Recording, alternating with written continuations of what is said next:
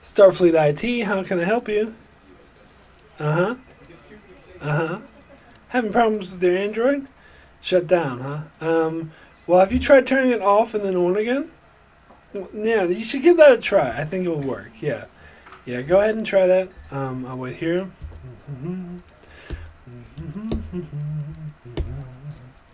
So that worked?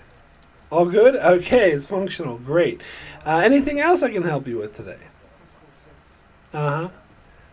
Your starship is malfunctioning too.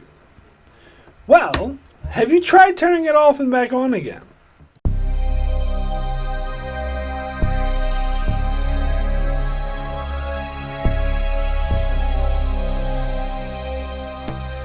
Hello and welcome to Enchantment of Eternity's review for Contagion, which is episode 11 of season 2 of Star Trek The Next Generation. This video is a part of a series of videos where I review episodes of Star Trek The Next Generation one episode at a time. In this video, I will review the episode Contagion. So the episode Contagion is when the Enterprise investigates its sister ship Yamato, which is on a mission in the neutral zone to find the home planet of an ancient a species that is said to be extinct centuries and millennia ago, but they left behind some dangerous artifacts that could be dangerous if they fell in the wrong hands. However, the Yamato is destroyed due to a apparent computer malfunction, and then that malfunction starts to affect the Enterprise, which Picard at first believes is a design flaw, but at the same time a Romulan ship shows up, threatens them, so then Picard finds the secrets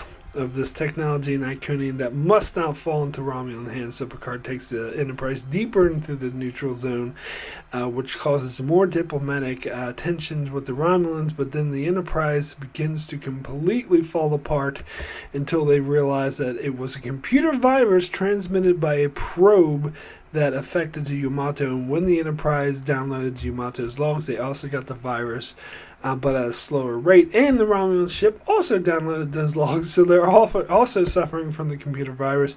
So Picard, Worf, and Data beam down on the wait team to investigate the Iconian technology, and they find that the Iconians had a gateway that let them transport instantly to any other place they wanted to go, which is why they were called the Demons of Air and Darkness.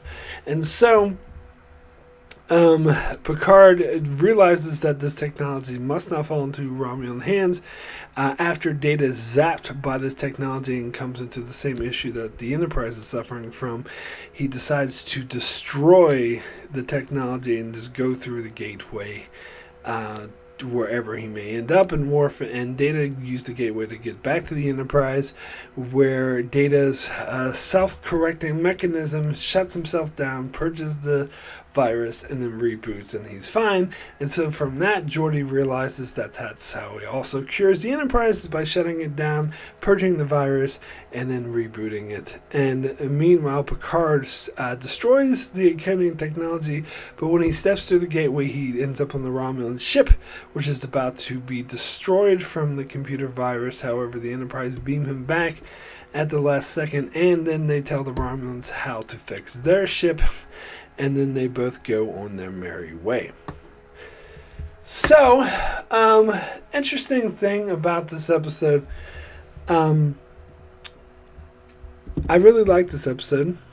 I always did. I will get to my Patreon comments at the end of the video, but looking over my Patreon comments, they all seem to like this episode as well. And so I get this impression that this is a really well-liked episode, because I always liked it. I thought it was good. I thought it was pretty intriguing with the computer virus was a pretty intriguing dilemma, throwing the Romulans on top of that, and this is the first real episode with the Romulans we get, by the way, because the neutral zone didn't really count, and Angel 1 is all screen bullshit, so this is the first time we really get a Romulan confrontation, and I thought it was done very well, and I think the concept of the Iconians and the Gateway is absolutely fascinating, and it definitely has replayability because it is visited at least one other time in canon, and then a lot of other times in B canon, which I'll get to later. So I always thought of this as one of the strengths, one of the better episodes of season 2. In fact, I think it may have even made my top 50 next gen episodes. I can't remember, but I think it did. And so I was surprised when I go and watch a bunch of reviews for this episode, and they're all negative on it. Like, every review I watched was either mixed or negative. They either thought it was okay with some flaws or just a bad episode. And I was surprised at the reaction. Like, I don't get that reaction.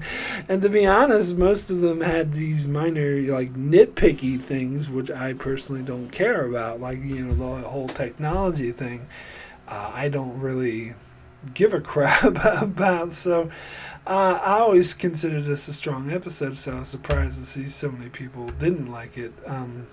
But it is actually highly rated on IMDb. It's got a 7.5, which is, not the best, but still fairly high rating. So I guess,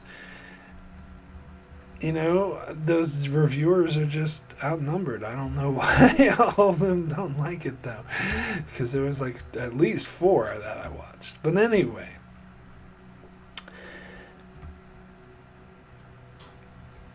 the computer virus. So this episode, this idea was brought up in this episode from a Star Trek fan who was hired to work on the computers at their offices, and then she just like randomly pitched, "Hey, why don't we do an episode about a computer virus?"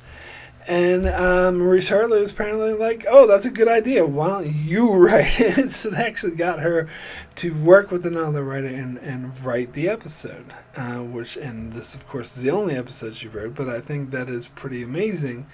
But it also speaks to how desperate they were for script ideas, because I talked about this before. Season 2, after the writer's strike, is something that they were they wouldn't recover to all deep into season 3. They were still desperate for story ideas because of the vacuum of scripts from the writer's strike.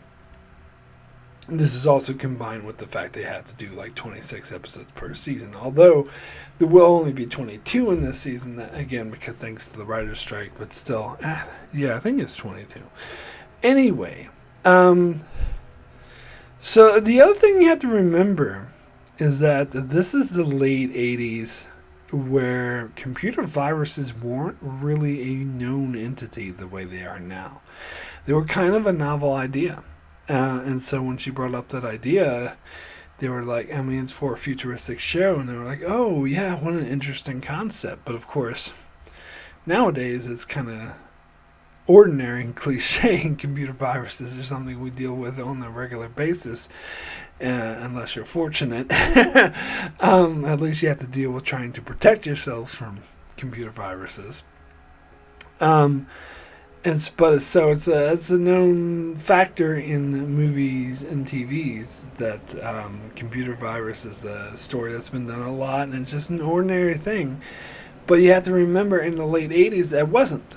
And it was kind of a novelty, and that it was kind of an original idea.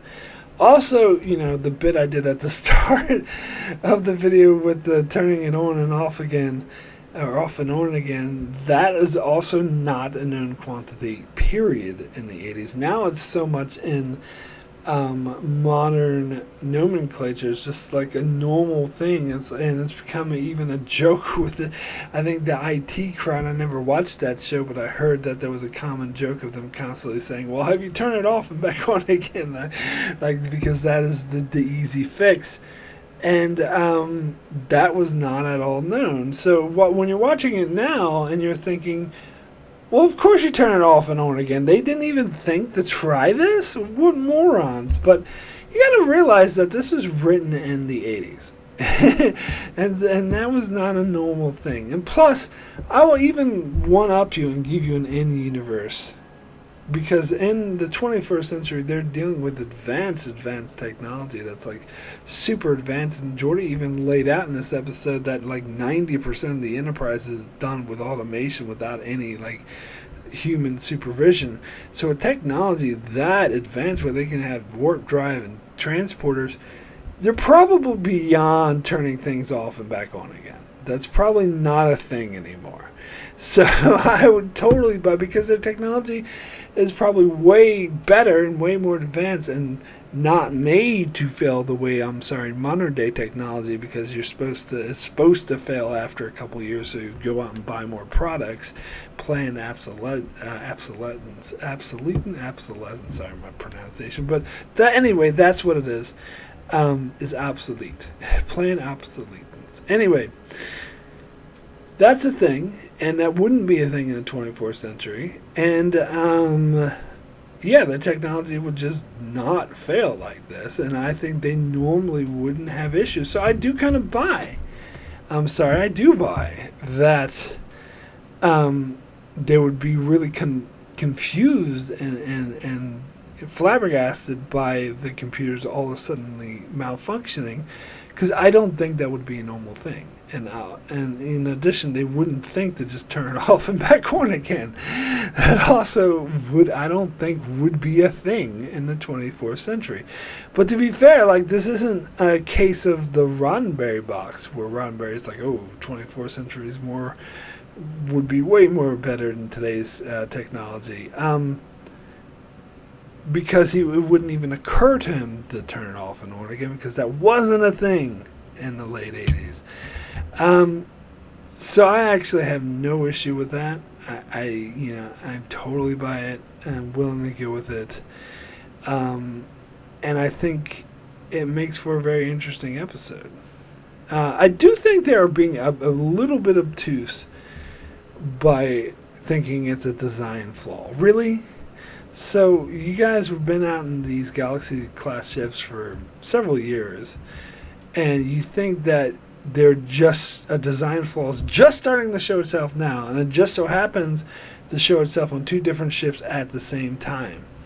The fact they even entertain this idea is ridiculous. Now, to be fair, the other captain, I can't remember his name at the moment, but when he first brought up the idea of design flaw, Picard's like, oh, really? You think that's what it is? He's like, oh, I don't know. I'm grasping at straws. I don't know what it is. So that's fair. He's just drawing shit out because he doesn't really know. But then Picard picks up on that, though, and then explores that and even has Geordi to take steps to correct this design flaw, when it should be fucking obvious that that's not a good explanation. And I do think they should have realized, especially the people in Yamato who got scanned by that probe, that all of a sudden their systems start fucking up right after they get scanned by the probe. They kind of should have figured this shit out. They were kind of being morons by not figuring it out. Now again, you can call back to the late 80s. Computer viruses wasn't really a thing, so people didn't really jump to those conclusions, so the writers wouldn't assume the characters here would jump to that conclusion. But this is something they're, unlike the turn it off and on again, this is something I will not give a in-universe excuse for. I think there's no in-universe excuse. The excuse is purely outside of the universe. You got to think, well, this was written in the 80s. In universe, they most definitely would know about computer viruses, and they most definitely would know how to protect against them, because that would be something that that could be used legitimately as warfare.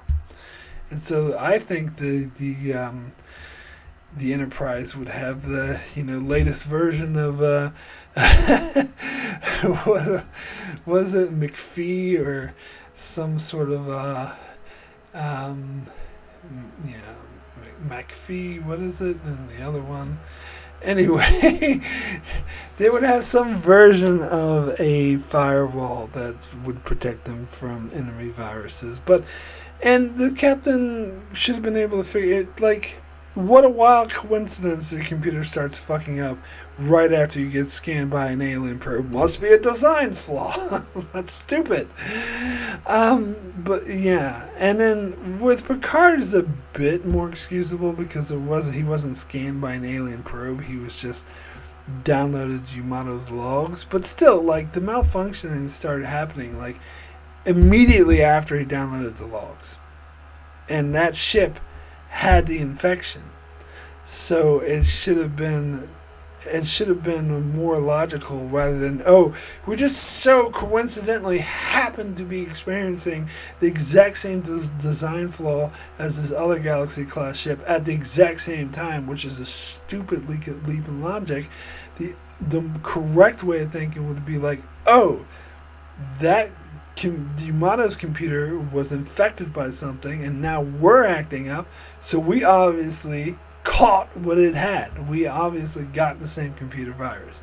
And again, I chalk this up to computer viruses not really being a thing in the 80s, but it's a thing now. So while you're watching this episode, it's like a Picard. And this is something in the 21st century, the end universe, they should know.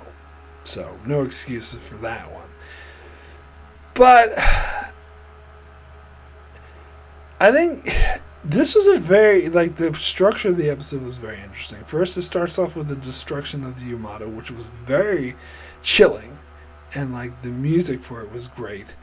And then you have him downloading the Yamato's logs and sort of laying out. This was a very intense scene when Picard was watching those logs. I thought it was actually done really well and really ramped the tension on the episode and defined the stakes of the Iconians, which, by the way, the Iconians are a very interesting concept.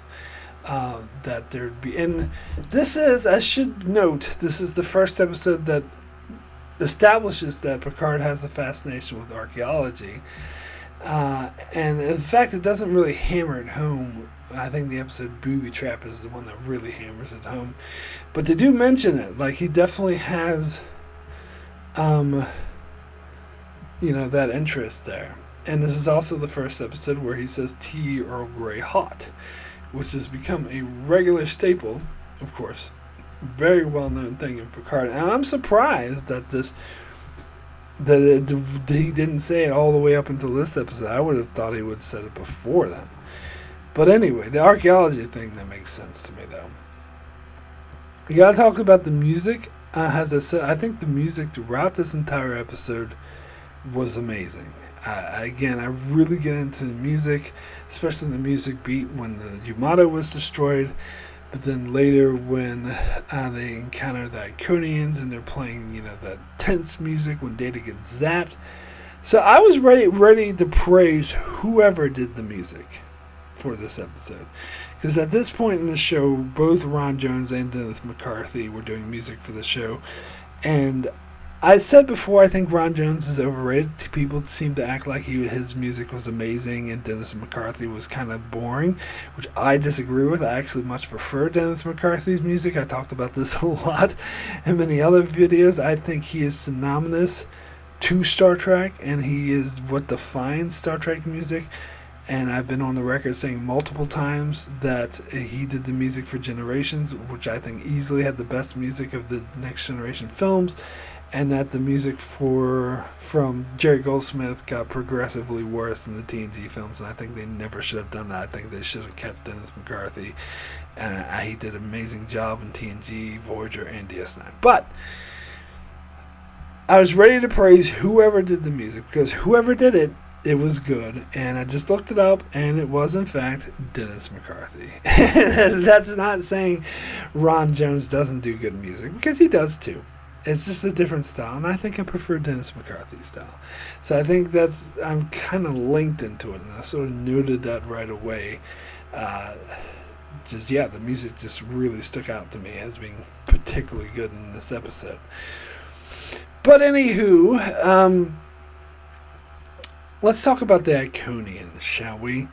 So the Iconians, and again, they have this concept of the doorway, which is a fascinating concept. But one thing I always wondered about this, because it said that, so what it's establishing is a lore. At first it's saying that the Iconians were conquerors. They make it clear at the start of the episode, and as they were called demons of air and darkness. But then when Picard discovers the doorway, he starts to reconsider that position and saying that history is written by the victors, and the victors conquered Iconians, so they would tell their version of events. But he also said that it is nature, he didn't say human nature, but humanoid nature, let's call it, to be afraid of what they don't understand. And then Iconians had this advanced technology that let them instantly appear. It's not even transport, it's like boom, you're there on any other world. And of course the saying demons of air and darkness makes a lot more sense when you put it in that context. So they were saying that they were just scared of that technology and so destroyed the Iconians from it. But it's implied that the Iconians themselves escaped the destruction by going through the doorways and going into these other worlds, including the ones that Data was talking about, and becoming sort of, because Data was saying the Iconian language was similar to these three different languages, and saying it's probably the root language of those languages. So it's assumed that those other alien species, those other languages, were the descendants of the Iconians who escaped, and that's why the language is similar. And of course languages through thousands of years evolve and become just something different, which is why they weren't exactly the same. And if there were three totally different worlds, they would have evolved differently and turned into different languages. And so that's a really nice touch. I really like that, and I appreciate that. And yeah, that's implied that the Iconians did in fact survive, and their descendants created these other languages. But here's the question I have. I've always had this question about the Iconian gateways.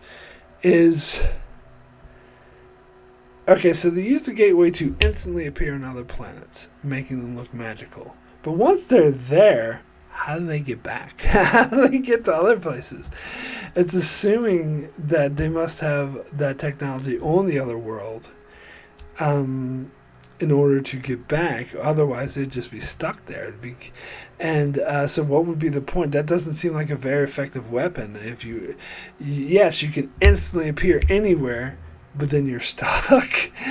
And in fact, if they go to an enemy world, then they would be stuck there unless they had another gateway there, but then they would have to have their own technology there. So if these other alien species had that technology somewhere on their planet, maybe the Iconians were conquerors and they conquered specific parts of the planet, and so they built an outpost with their controlled and territory that they controlled, and they were able to create a gateway there so they could go back and forth.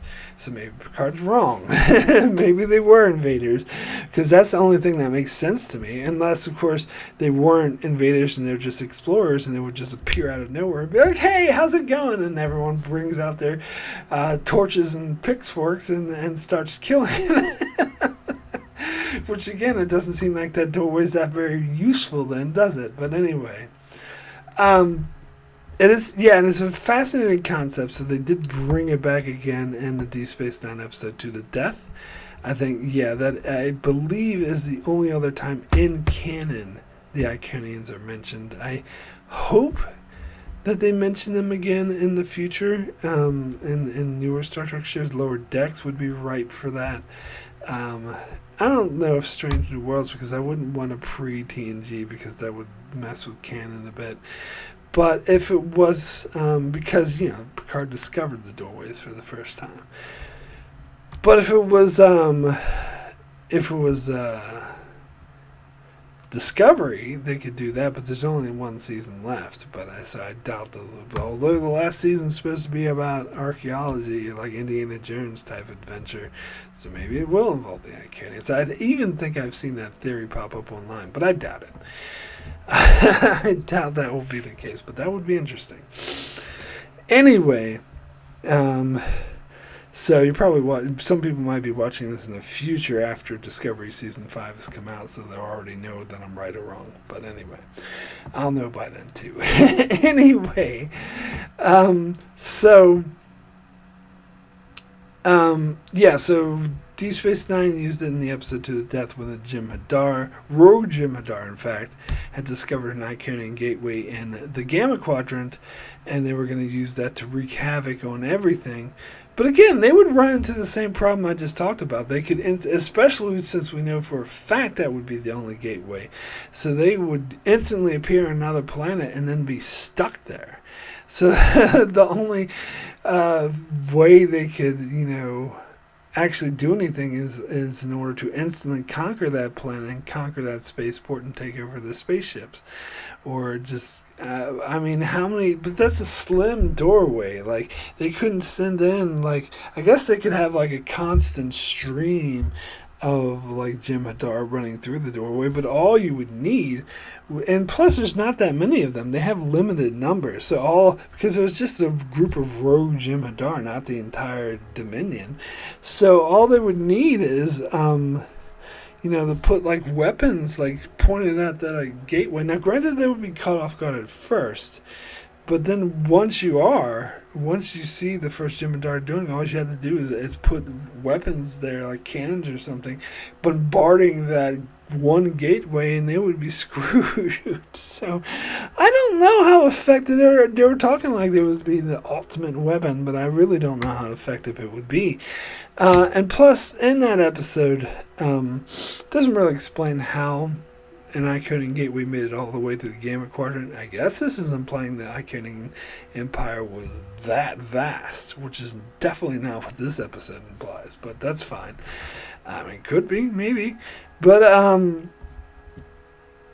it's more of a MacGuffin for that episode. They don't really explore the Iconians or the gateway. It's just they needed some magical, powerful device that must not fall into the hands of the Jim Hadar, and so it just so happened to be Iconian Gateway. And why not? Yeah, sure. Why not? Let's do that.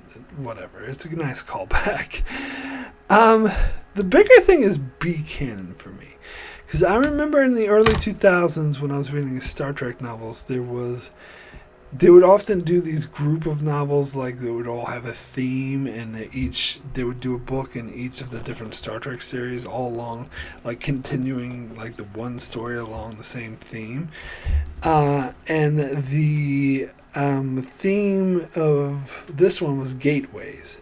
So the idea was that all of a sudden all these gateways just instantly opened up, and some of them weren't even on planets. Some of them were spaceship gateways in space, which they never established that. These books are just making shit up now, but that's okay. It doesn't matter. So there's gateways everywhere. All of a sudden, gateways all over the place, and so they had a novel from the original series. They made up something, I think that was from the TOS movies era, called The Challenger, or maybe it wasn't. I don't know what era it's from, actually. I didn't read that book. So that wasn't a series of novels. That was just a one-off, like a new ship called the Challenger. And then they did one for TNG, which was taking place during the movie era, before Nemesis, but after Insurrection. Then they did one for DS9, which took place after Deep Space Nine ended. And so there was a whole group of novels that took place after this that had like introduced new characters. His new first officer, Elias, or whatever his name was, and Kira was the captain. She eventually joined Starfleet, and Nog was there, and they had all these new characters. I actually liked those series of novels. I think they were very good because they had a Jim Hadar character who was kind of the 7 of 9 of Jim Hadar, because he was sent by Odo to be on Deep Space Nine. He was a regular who studied under Kira and was ordered by Odo to learn from Kira, which I thought was an amazing concept. So the book, I definitely read this one because I thought it was a pretty damn good. I was so excited when I heard of the concept. So the concept of this book is that one of the gateways that opened went to the Delta Quadrant, and it had like this. Unfortunately, it wasn't where Voyager was. It was where Voyager had already been.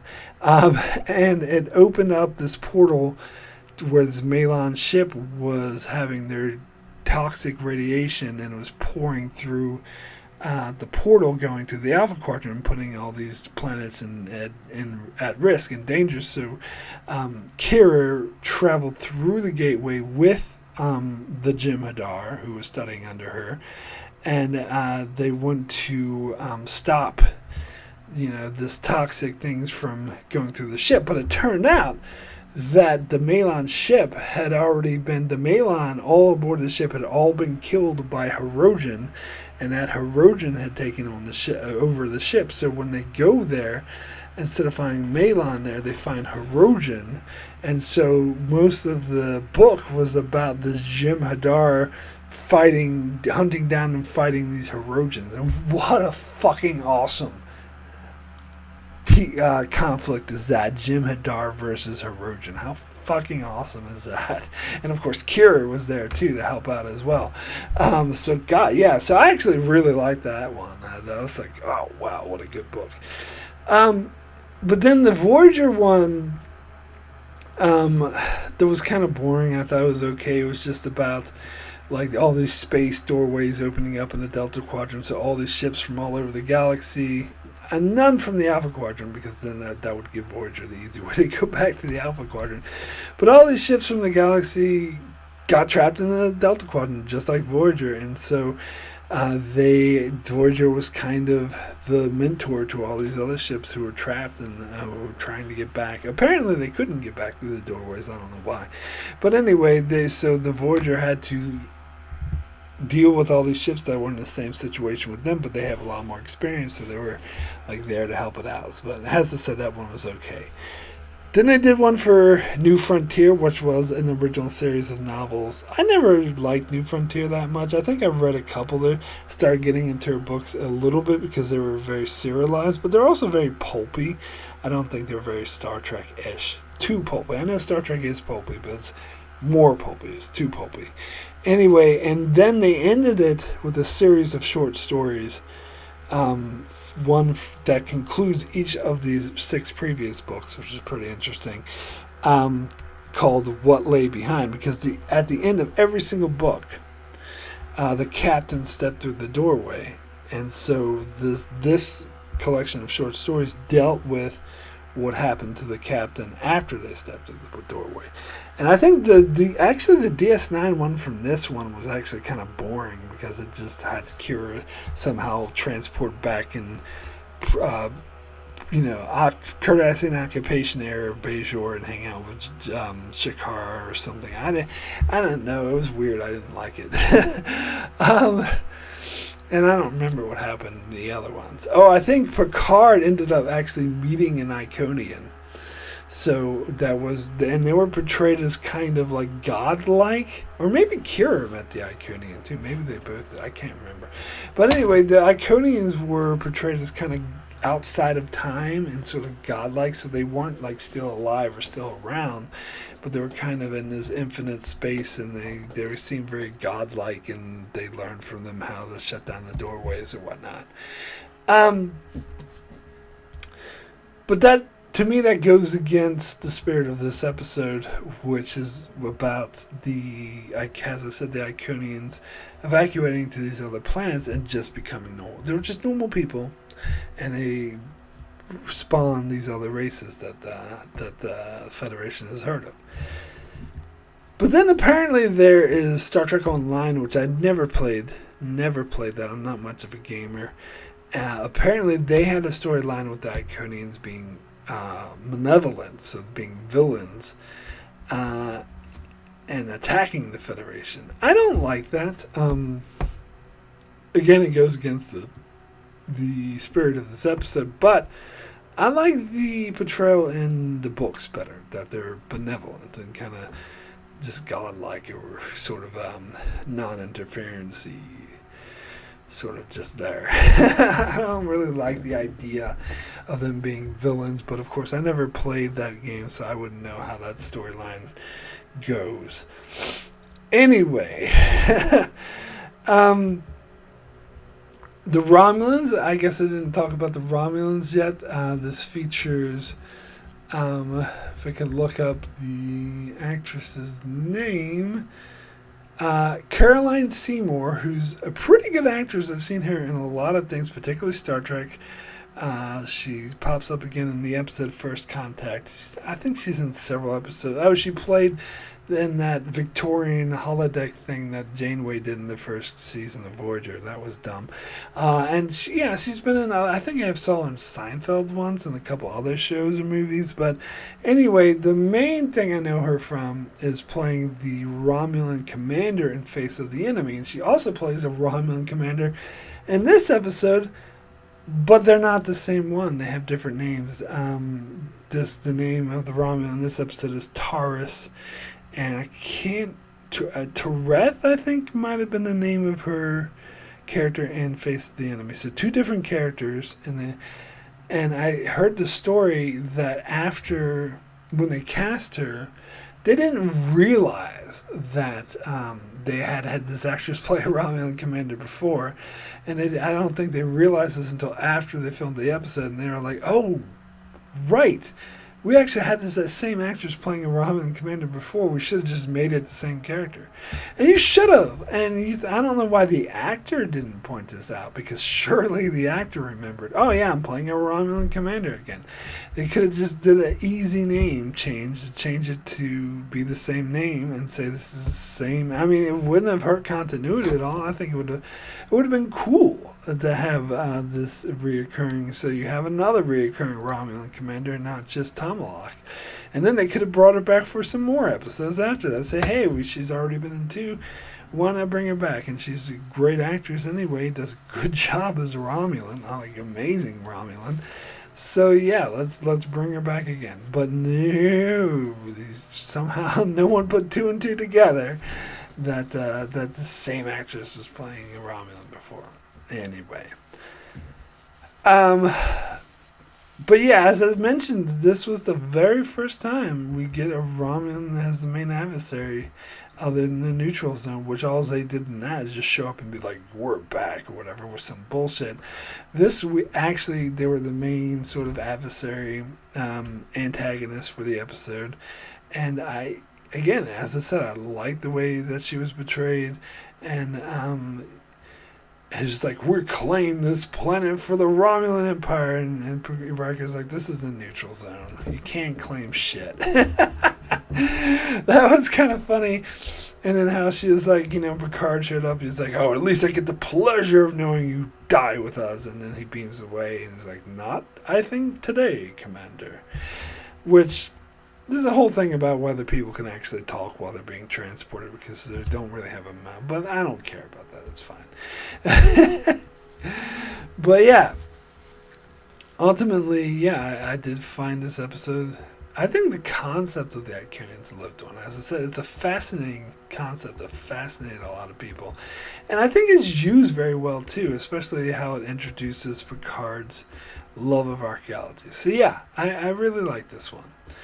So, I would like to thank all of those that support me on Patreon. It's very much appreciated. It does help me continue with the channel. Yes, it's just extremely appreciative to everyone who supports me. So, just a quick shout out to Greg Marley, Francisco Chuck Hooks, Kyrie091, Anthony D. Benedictus, Ricky Metajester, Joe Lavals, Alessandro Migalacio, Norman Buchwald, Stephen Kennedy, Brenton Berg, Allison Fordyce, and Brandon Neal Howes.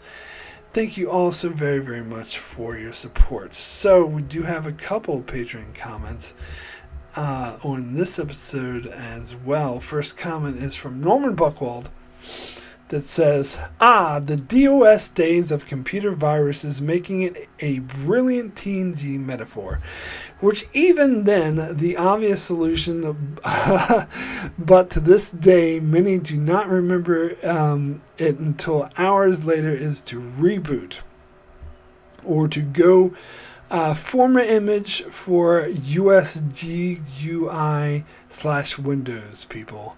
We get our favorite female Romulan captain, which I have to admit I love her more than Tomalak, and the actress plays a similar character in Face of the Enemy. She is fantastic. The Iconians are definitely an intriguing race from the past, which I wish we would know more of. This is the first episode we're introduced to Picard, the archaeologist, and also is the first he and Troy are at odds with what to do in this case, dare I say it. Troy is obviously right. Picard's excuse to not leave the neutral zone because of a possible design flaw that needs attention is preposterous. They should be going warp speed to Mars, or at least to the Federation repair station. It also has him ordering tea Earl Grey hot for the first time, and explains to Wesley that training Starfleet members get to not react emotionally in each crisis.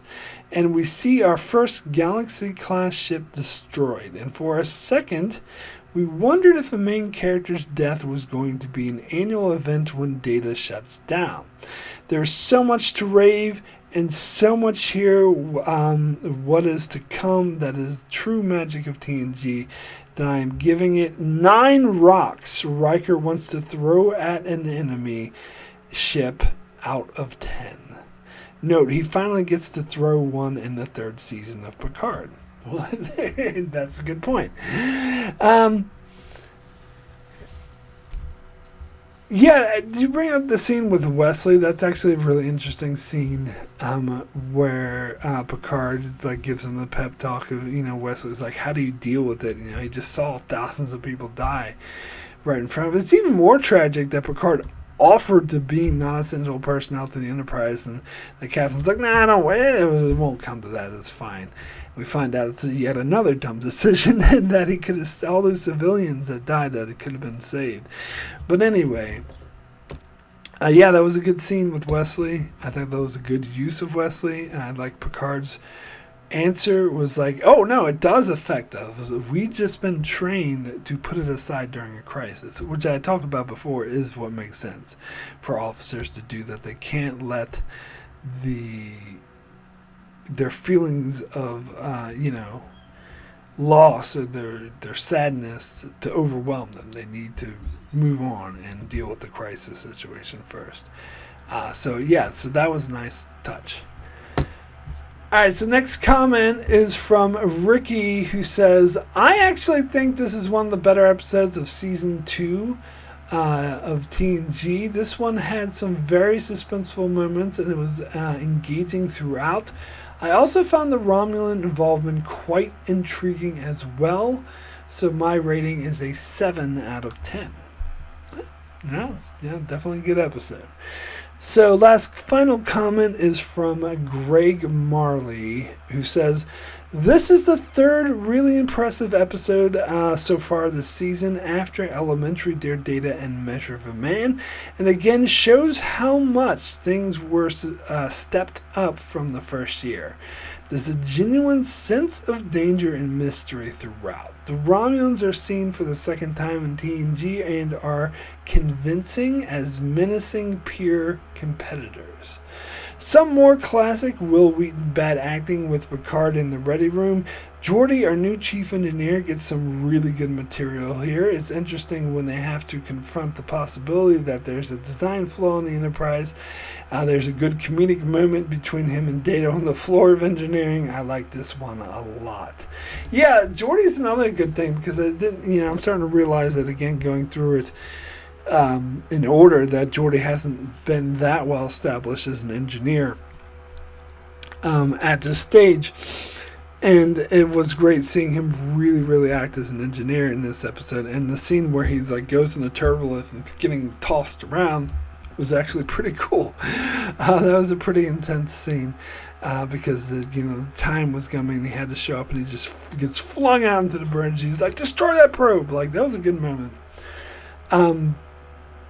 Also, getting back, I want to comment on something else from Norman Buchwald's comment on this episode, where he mentioned the death fake out with Data. See, I suppose this is a result of me watching this episode after I've seen season 4, because I knew for a fact that Data wouldn't die, and I was in the middle of season 5 as well, so I know that Data's still alive in later years, so I was never never thought he was going to die. But I suppose if I watched this in order, I don't know. I feel like it was an obvious death fake out. I think like I would have never bought that he would die. Just like the Worf thing from the episode Ethics, which I did see for the first time when it came out.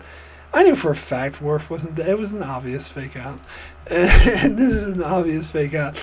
And this gets to the argument I got with my sister over the, death fake outs in Lower Decks with Shaxs and why I hated it, because she was trying to compare single episode fake outs to that, which I think they're two totally different things. Because if you have someone die and then the episode's over and then you end the season, that's something completely different than, a character dies and then 5 seconds later they're brought back to life. Not comparable in the least, and I think should be treated differently. But anyway, I'm not going to bring up that whole argument, but I still stand by two totally different things. But anyway,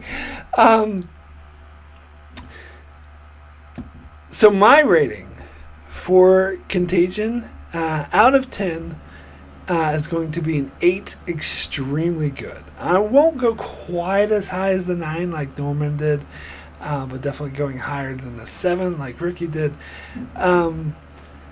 Because, I do really love this episode. And I think, as I said, I think it might have even made my top 50 TNG. And it's, it's fascinating. The Iconians are a fascinating concept. But I don't think there's that much to this episode to push it to a 9. I don't think it is as great as some later season episodes are. But it's still a strong one of season 2, and I actually agree with Ricky that it is showing improvement from season 1, for sure. So this was definitely a very adventurous, intriguing, action-packed, suspenseful episode. So that is it for my review of Contagion. So coming up next on my channel, coming tomorrow, Thursday, will be my review for the Royale without cheese, just plain Royale. And then Saturday's my review for Times Squared, and then Monday back with another new TNG review with the Icarus Factor, Anyway, if you know how I feel about that episode. So that's what's coming up on my channel. Be sure to check it out. Be sure to check out my channel as I review many more Star Trek Next Generation and many other Star Trek videos and many other videos and many other shows as well. So be sure to subscribe so you can keep up with all of that. And thanks a lot for watching.